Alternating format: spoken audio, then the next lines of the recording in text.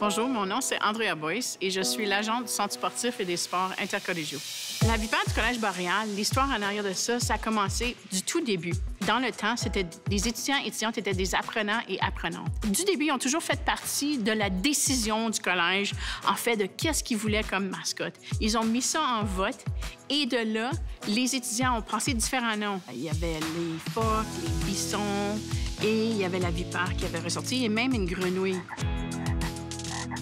Je m'appelle Mélodie Dubuc, je suis diplômée du Collège Boréal dans la programme de technique de soins vétérinaires. Dans le fond, la mascotte, la vipère, c'est une histoire intéressante. Dans le passé, c'est les membres de l'Association générale des étudiants et étudiantes du Collège Boréal qui portaient la mascotte. Ces gens-là, ils ont tellement de choses à faire que là, Mané, vu que j'ai bien du pep, puis je suis une ancienne gymnaste aussi, ils ont dit ouais, ça te tenterait pas de faire la vipère, Mané? J'ai tellement aimé ça, là, comme je pensais pas que j'étais pour aimer ça.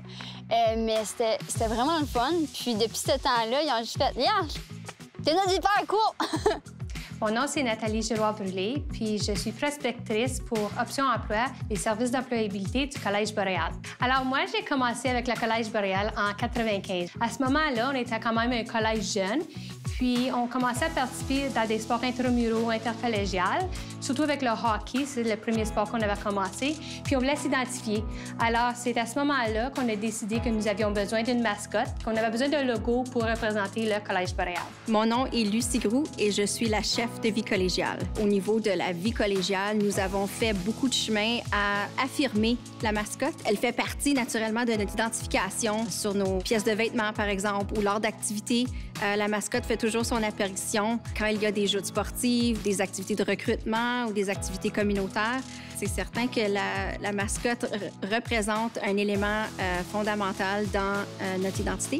Donc, quand il y a un match, d'habitude, on veut tout le temps s'assurer que la vipère est disponible. Donc, dans le fond, j'ai un gros sac d'hockey qui est comme plus grand que moi, qu'il faut que je fasse ma Superwoman. Fait OK, on s'en va game. Le rôle de la vipère, c'est vraiment de hyper up. On est une famille boréale, donc c'est vraiment le rôle de la vipère. High five, thumbs up, oui, non. Il y a la vipère et on approche toute la foule. On danse. Faire sortir la personnalité de l'équipe, donc l'esprit d'équipe. En 97, quand on a créé la mascotte, elle avait de l'air plus trapue.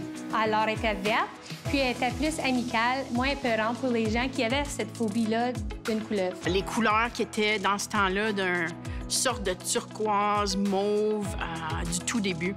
Et ça a évolué, le collège a évolué dans les couleurs et la fierté des couleurs et ont été vers un vert forêt. La vipère, maintenant, elle a des muscles, elle est vraiment plus agile, elle est mobile. C'est une mascotte qui est plus facile à travailler avec. Alors, à travers les années, la vipère, elle a évolué avec le temps. Les choses se modernisent, puis ça l'apparaît beaucoup plus avec le nouveau logo. Ça a bien représenté nos couleurs et la fierté. C'est toute une tâche. Faire la vipère, c'est un art. Le soulier est supposé d'être une grandeur qui fait à tout le monde, mais c'est pas vrai. Donc, pour moi, qui est super petite, faut que je bourre le costume. Donc, dans les souliers, faut que je mette des bas, puis des bas, puis des bas. Pour la tête est vraiment pesante. Fait que si tu vas pas au gym, tu vas te faire des muscles en faisant la vipère. C'est sérieux, c'est un workout faire la vipère. Puis vu que je suis petite, fallait que je roule un T-shirt, je le mette dans la tête de la vipère, puis que je bourre toute la tête de bas pour que la tête elle tienne en position. Puis ce qui est intéressant, quand tu es dans le soute, c'est parce que tu vois par la bouche. Les gens se demandent tout le temps « Comment tu fais pour voir dans ce soute-là? » C'est la bouche.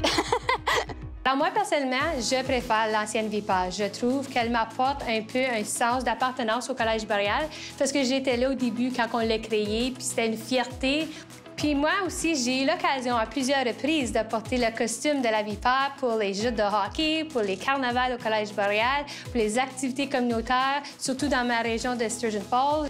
La mission ultime d'une mascotte, je pense vraiment, c'est l'esprit d'équipe.